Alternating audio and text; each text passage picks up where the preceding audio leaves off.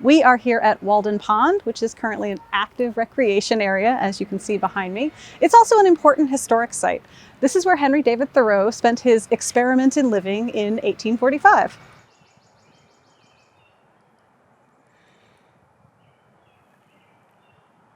We are here at the replica of the house that Thoreau built and lived in 1845 on Walden Pond. It's really important. This isn't the actual house. This is a replica built much more recently, but it will give you a sense of the size and some of the details.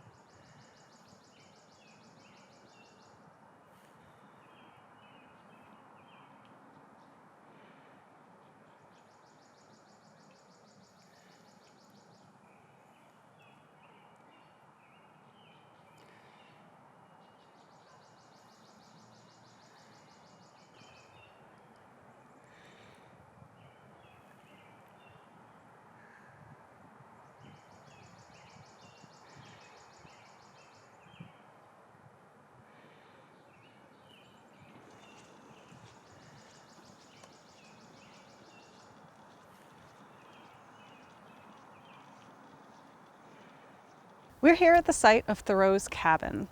The door would be on that side, chimney here, and this is the site of the woodshed. The landscape would have looked very different at the time. Most of these trees were not here. He would have had a fairly clear sight of the water when he walked out his front door.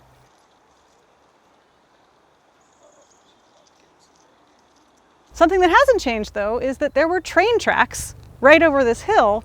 They were there in Thoreau's time, and they are still here with commuter rail on them now. So it's important to think about this wasn't a pristine landscape. This wasn't the wilderness. There was civilization and the train and a community right nearby.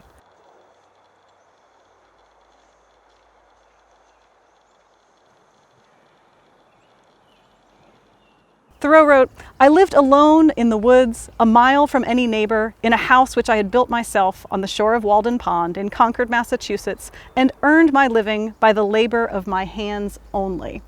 I'm kind of fascinated by that labor of my hands only, particularly in comparison to what our Lowell mill girls are doing, who are making their living by their hands only, but in a very different environment.